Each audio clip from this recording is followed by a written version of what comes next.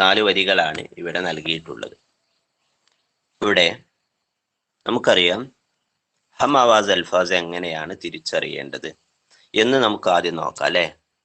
ഹം ആവാസ് അൽഫാസ് എങ്ങനെ ഉറുദുവിലെ തിരിച്ചറിയാമെന്നുള്ളത് നമുക്ക് ആദ്യം നോക്കാം.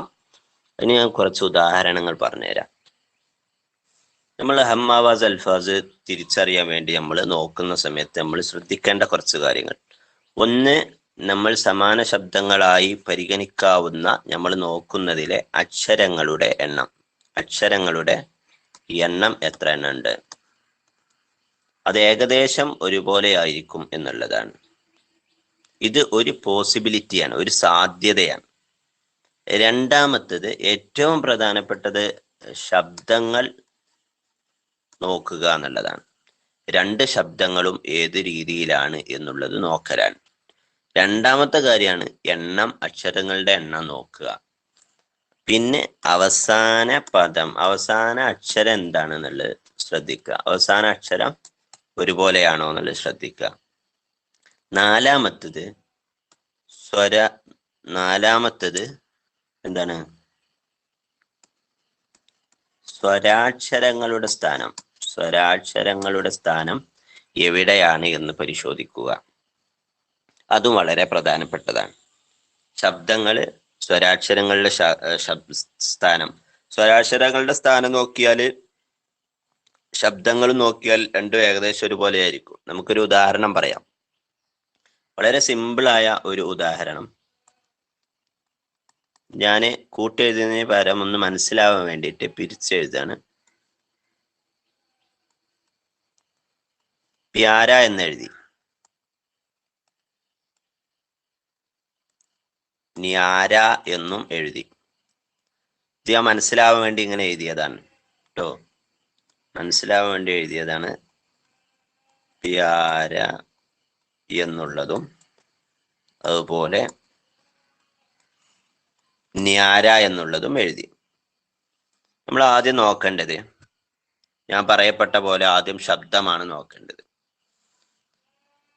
പ്യാര, ന്യാര ഒരുപോലെയാണ് അല്ലെ. ഇനിയിപ്പോ ശബ്ദം നമുക്ക് ഉച്ചാരണം ചിലത് വായിക്കാൻ ബുദ്ധിമുട്ടുണ്ടെങ്കിൽ നിങ്ങൾ എന്ത് ചെയ്യണം, അതില് മറ്റൊരു കാര്യം നോക്കാനുള്ളത് അക്ഷരങ്ങളുടെ എണ്ണമാണ്.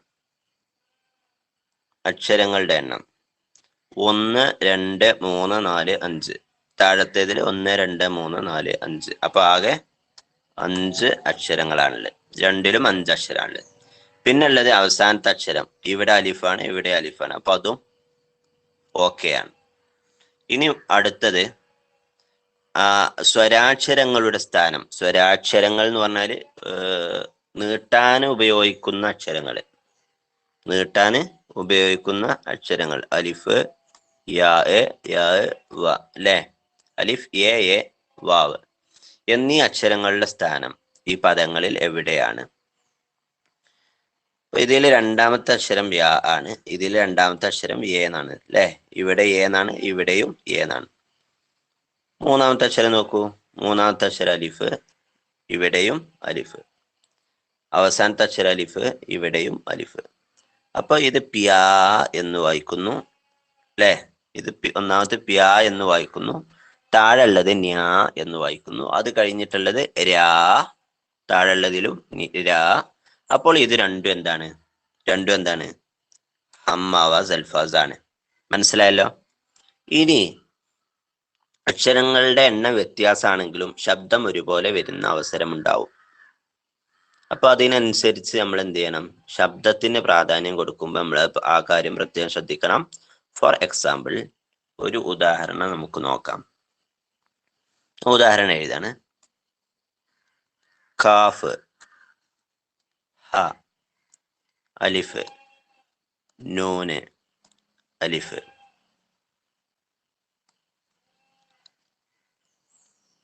ജീമ്, അലിഫ്, നൂന്, അലിഫ്. ഇവിടെ നമ്മൾ ശ്രദ്ധിക്കേണ്ട കാര്യം എന്താണ്? ഇതിൽ നോക്കൂ, ഇവിടെ കാഫ്, ഹ, അലിഫ്, നൂന്, അലിഫ് എന്നതിൽ എത്ര അക്ഷരമുണ്ട്? 5 അക്ഷരമുണ്ട്. ഇതിൽ 4 അക്ഷരമേ ഉള്ളൂ. ഇനി അടുത്ത് നമ്മൾ പരിഗണിക്കേണ്ടത്, അപ്പൊ അവിടെ ഇത് അങ്ങനെ നോക്കുമ്പോൾ ഇത് ശരിയാവണില്ല. പക്ഷെ നമ്മൾ അടുത്ത് നോക്കേണ്ടത് ഇതിൽ അവസാനത്തെ അക്ഷരം അലിഫ് അലിഫ്, അത് നോക്കുമ്പോൾ ഇത് കറക്റ്റാണ് അല്ലേ. ഇനി ഇതിന്റെ ശബ്ദം വരുന്നത് എങ്ങനെയെന്ന് നോക്കാം. ഈ കാഫും ഹാവും, ഈ ഹാവ് വന്നാല് എന്താ ചെയ്യുന്നത്? ഈ ഹാ വന്നാൽ ഒരിക്കലും ഹാ എന്ന് നമ്മൾ പറയാറില്ല. നമ്മൾ തൊട്ട് മുമ്പുള്ള അക്ഷരത്തെ എന്ത് ചെയ്യാണ്? കട്ടി കൂട്ടുകയാണ് ചെയ്യുക. കാഫിന്റെ കൂടെ ഈ ഹാവ് വന്നാൽ എന്താ ചെയ്യുന്നത്? ഈ അക്ഷരത്തെ കട്ടി കൂട്ടുക. അപ്പൊ ക എന്നുള്ളത് സാധാരണ ഗതിയിൽ നമ്മൾ ക എന്ന് എഴുതുന്നത് എന്തായി മാറും? ഖ എന്നായി മാറും, ഖ ആയി മാറും. അപ്പൊ ശരിക്കും ഈ അക്ഷരം ഈ രണ്ടും കൂടിയിട്ട് എന്താ ചെയ്യുക? ഒരക്ഷരമായി കൂട്ടുക. കാഫിന്റെ കൂടെ ഈ ഹാ വരുന്ന സമയത്ത് ഖ എന്ന അക്ഷരമായി ഒറ്റക്ഷരമായി മാറുകയാണ് ചെയ്യുന്നത്. അപ്പൊ നമ്മൾ ഇതിനെ രണ്ടിനെ എന്ത് ചെയ്യുക?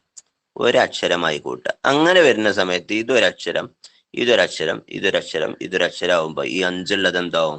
ഇവിടെയും നാലക്ഷരാവും. മനസ്സിലായല്ലോ? കാരണം ഈ ഹായിന് എന്തില്ല? ഹ എന്ന ശബ്ദം വരുന്നില്ല എന്നുള്ളത് കൊണ്ട് തൊട്ടു മുമ്പുള്ള അക്ഷരത്തെ കട്ടി കൂട്ടലായതുകൊണ്ട് ഇതെന്ത് ചെയ്യുക? ഇത് രണ്ടും കൂടിയിട്ട് ഒരക്ഷരമായി ഗണിക്കുക. അങ്ങനെ വരുമ്പോ ഇത് നാലക്ഷരം, ഇതിൽ നാലക്ഷരായി. അപ്പൊ ഇത് രണ്ടും കൂടി ഒരു അക്ഷരമായതുകൊണ്ട് ഇതിലെ ഇനി അടുത്ത് നമുക്ക് നോക്കാനുള്ളത് ഇതിലെ അലിഫ് യാ വാവി എന്നിവയുടെ സ്ഥാനമാണ് നോക്കാനുള്ളത്. അപ്പൊ ഈ കാഫ് ഹാ കഴിഞ്ഞിട്ട് വരുന്ന ഇവിടെ വരുന്നത് അലിഫ്, ഇവിടെ വരുന്നതും അലിഫ്, അവസാനത്തെ അക്ഷരം അലിഫ് അലിഫ്. അപ്പൊ ഇത് വായിക്ക ഖാന, ഇത് വായിക്ക ജാന അല്ലെ. ഖാന ഖാന എന്നും ജാന എന്നുമാണ് വായിക്കുക. ഇവ രണ്ടും ഒരുപോലെയാണ്. ഖ ന ജ ന. ഈ രീതിയിലാണ് നമ്മൾ എന്ത് ചെയ്യേണ്ടത്? നമ്മള് ഹമ്മാവാസ് അൽഫാസ് കണ്ടെത്തേണ്ടത്. മനസ്സിലായല്ലോ? ഇനി നമുക്ക് പാഠത്തിലേക്ക് പോവാം. നമ്മളെ പാഠം നോക്കാം. നമ്മളെ പാഠത്തിൽ ഏതൊക്കെയാണ് ഹമ്മാവാസ് അൽഫാസ് ഉള്ളത് എന്ന് ഒന്ന് ശ്രദ്ധിക്കാം. ഇതാണ് ഒന്നാമത്തെ 4 വരികള്. സബ്സെ പ്യാരി ഹെ വോ സബ്സെ അച്ചി ഹെ ജോ. ഇവിടെ നമ്മൾ നേരത്തെ പറഞ്ഞ പോലെ തന്നെ ശബ്ദത്തിന് പ്രാധാന്യം കൊടുക്കുന്നത് കൊണ്ട് തന്നെ ശബ്ദത്തിനാണ് കൂടുതൽ പ്രാധാന്യം കൊടുക്കേണ്ടത് എന്നുള്ളത് കൊണ്ട് ഈ വോ എന്നത് ഞാനിവിടെ വോ എന്നത് ഇവിടെ മാർക്ക് ചെയ്യാണ്. വോ എന്നതിന്റെ അവസാനത്തെ അക്ഷരം ഹ ആണ്, പക്ഷെ ഉച്ചരിക്കുന്നത് വോ എന്നതാണ്, വഹി എന്നല്ല. വഹി എന്നല്ല, എന്താണ് ഉച്ചരിക്കുന്നത്? വോ എന്നതാണ്. അപ്പൊ വോ എന്നായതുകൊണ്ട് ഇത് ഉച്ചരിക്കുന്നതോ അവസാനമുള്ളത് ഇത് ഉച്ചരിക്കുന്നത് ജോ എന്നതാണ്. അപ്പൊ വോ എന്നതും ജോ എന്നതും ഹമ്മാവാസ് അൽഫാസ് ആണ്. ശരിയല്ലേ? വോ എന്നത് വഹ് എന്ന് നമ്മൾ പറയാറില്ല. എന്താ പറയാ? വോ എന്നാണ് പറയാ, വഹ് എന്ന് പറയില്ല, വോ എന്നാണ് പറയാ. അപ്പൊ ആ വോ പറയുന്നത് പോലെ തന്നെയാണ് ജോ എന്ന് പറയുന്നത്. അതുകൊണ്ട് വോ എന്നതും ജോ എന്നതും ഹമ്മാവാസ് അൽഫാസ് ആണ്. ഇനി ഇവിടെ തുടക്കത്തിൽ തന്നെ സബ് എന്നതുണ്ട്. സബ് സബ് സബ് പോലെ ഒരു സാധനം ഇവിടെ മൂന്നാമത്തെ വരിയിൽ എന്തുണ്ട്? ലബ്. സബ് ലബ് ഒരുപോലെയാണ്. അപ്പൊ ഇത് രണ്ടും ഹമ്മാവാസ് അൽഫാസ്. സബ് എന്നതും ലബ് എന്നതും ഹമ്മാവാസ് അൽഫാസ് ആണ്. ഇനിയുമുണ്ട് ഇതില് ഹമ്മാവാസ് അൽഫാസ്.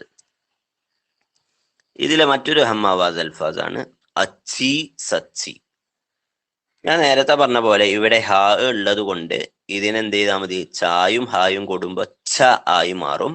അപ്പോൾ ഇവിടെ അച്ചി എന്ന് വായിക്കും, ഇത് സച്ചി എന്നും വായിക്കും.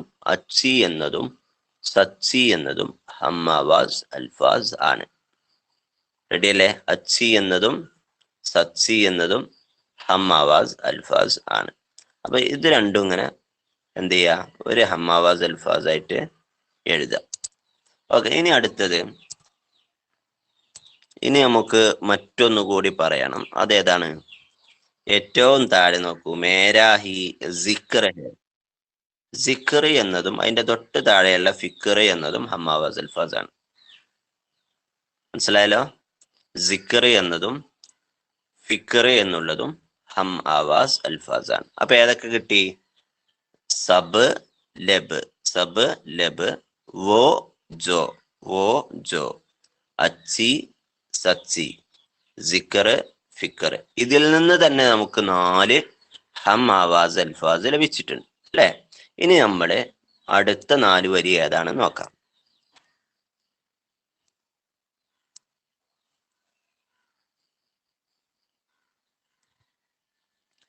मैंने खाऊ तो वो खाना खाती नहीं, छोड़कर मुझको वो दूर जाती नहीं, मेरे हर लफ्ज को उसने दी जिंदगी, मेरी हर सांस में उसकी है ताजगी. ഇവിടെ നമുക്ക് ഇതിൽ കാര്യമായി 2 ഹമ്മാവാസ് അൽഫാസ് ആണ് ഇതില് പ്രധാനമായി നമുക്ക് കാണുന്നത്. ഒന്ന് ഖാത്തി എന്നത്, ഒന്ന് ഖാത്തി എന്നതും മറ്റൊന്ന് ജാതി എന്നതും. ഖാത്തി ജാതി ഒരേ ശബ്ദമാണല്ലോ, ഖാതി ജാതി. ഇനി രണ്ടാമത്തെ വരിയില് ചോടുക്കർ, ചോട് കർ കർ. മൂന്നാമത്തെ വരി മേരെ ഹർ, കർ ഹർ. ഹമ്മാവാസ് അൽഫാസ് ആണ്, ഇതും ഹമ്മാവാസ് അൽഫാസ് അല്ലേ, ആണ് അല്ലെ. അപ്പൊ ഖാത്തി ജാതി കർ ഹർ എന്നിവ ഹമ്മാവാസ് അൽഫാസ് ആണ്. ഇനി അടുത്ത ലാസ്റ്റിലെ 4 വരികൾ കൂടി നമുക്ക് നോക്കിയാൽ ഇന്നത്തെ പരിപാടി കഴിയും അല്ലെ. അപ്പൊ അവസാനത്തെ 4 വരി, उसकी किस्मत से रोशन है किस्मत मेरी, उसके कदमों के की नीचे है जन्नत मेरी, माँ की ताजीम में बरकते है जिया, माँ जो राजी हो तो റാസി ഹോഗ ഹുദ. ഞാൻ നോക്കിയിട്ട് ഇതില് കാര്യമായി പ്രധാനമായും ആണ് എന്ന് പറയാവുന്നവ അഥവാ ഇത് ആണെന്ന് പറയാൻ കഴിയുന്നവ, ഒന്ന് ഈ ജോ, ജോ, അതുപോലെ ഹോ, ജോ ഹോ. ഇനി ഇതേ രീതിയിൽ തന്നെയാണ് തോ എന്നുള്ളതും. ജോ എന്നുള്ളത്, ഹോ എന്നുള്ളത്, തോ എന്നുള്ളത്. അപ്പൊ ജോ ഹോ എന്ന് എഴുതാം, ഹോ തോ എന്നും എഴുതാം. ഈ രീതിയിൽ എഴുതാം. അപ്പൊ പരമാവധി നമ്മൾ എന്ത് ചെയ്യാ വെച്ചാല്, ഇപ്പൊ ഉദാഹരണത്തിന് കിസ്മത്ത് ജന്നത്ത് എന്നുള്ളതൊക്കെ ഒരുപോലെ തോന്നും. കിസ്മത്ത് ജന്നത്ത് എന്നുള്ളതിന്റെ അവസാനം തേ വരുന്നതോട് കൂടി ഇത് ഹമ്മാവാസ് അൽഫാസ് എന്നൊക്കെ തോന്നും. പക്ഷെ അവിടെ നമ്മൾ ഇപ്പൊ അതുപോലെ സിയ, സിയ ഹുദ എന്നുള്ളതൊക്കെ ഒരുപോലെയാണെന്ന് തോന്നും. അപ്പോൾ അവിടെ നമ്മൾ പ്രധാനമായും ശ്രദ്ധിക്കേണ്ടത് ഹം ആവാസ് അൽഫാസ് എന്നാണ് നമ്മൾ പറയുന്നത്, അഥവാ സമാന ശബ്ദമുള്ള പദം. സമാന ശബ്ദമുള്ള പദം എന്ന് പറയുന്ന സമയത്ത് നമ്മൾ കാര്യമായി ഫോക്കസ് ചെയ്യേണ്ടത്, നോക്കേണ്ടത് എന്താണ്, അതിന്റെ ശബ്ദത്തിനാണ്. അപ്പൊ ഒന്നില് പറയുന്നത് എന്താണ്, ഒന്നില് പറയുന്നത് കിസ്മത്ത് എന്നതാണ്. ഒന്നില് പറയുന്നത് എന്താണ്, കിസ്മത്ത് എന്നാണ്. രണ്ടാമത്തെ പറയുന്നത് ജന്നത്ത് എന്നുള്ളതാണ്. അപ്പൊ നിങ്ങൾ നോക്കുമ്പോ ഇവിടെ കിസ്മത്ത് ജന്നത്ത്, ഒന്ന് ഇകാരമാണ്, മറ്റേത് അകാരത്തിലാണുള്ളത്. അപ്പൊ ഈ ഇകാരം എന്ന് പറഞ്ഞാൽ ഈ എന്നുള്ള ശബ്ദം വരുന്നുണ്ട്, കിസ്മത്ത് എന്നുള്ളതിൽ ഈ എന്നുള്ള ശബ്ദം വരുന്നുണ്ട്. മറ്റേല് ആ എന്നുള്ള ശബ്ദമാണ്. അപ്പൊ ഇത് രണ്ടും എന്തായിക്കോളണില്ല, ഹമ്മാവാസ് അൽഫാസ് ആവില്ല. പിന്നെ ചില അതില് ഹമ്മാവാസ് അൽഫാസ് കണ്ടെത്തുക എന്നൊക്കെ പറയുന്ന സമയത്ത് ചിലപ്പോ അതിലെന്തില്ല, അതില് എത്ര തെരഞ്ഞു നോക്കിയാലും ഹമ്മാവാസ് കിട്ടാത്ത പദ്യമാണെങ്കിൽ ആ സമയത്ത് ഇതൊക്കെ ചെറിയ രീതിയിൽ പരിഗണിക്കാം എന്നേ ഉള്ളൂ. കറക്റ്റ് ഇത് ഹമ്മാവാസ് അൽഫാസ് എന്ന് പറയാൻ കഴിയില്ല. അതേസമയം ഹം വസ്ന് അൽഫാസ് എന്ന രീതിയിൽ ഇതിനെ പറയാം. ഒരേ തൂക്കമുള്ള, ഒരേ അളവുള്ള എന്നുള്ള രീതിയിലുള്ള അൽഫാസ് ആയിട്ട് പറയാം. ഓക്കെ, അപ്പൊ ഇത്രയും കാര്യങ്ങൾ മനസ്സിലായിട്ടുണ്ടാവും എന്ന് പ്രതീക്ഷിക്കുന്നു. ഒന്നാമത്തെ പാഠത്തിലെ ഈ പ്രവർത്തനം എല്ലാവരും ഭംഗിയായി ഓരോ പദം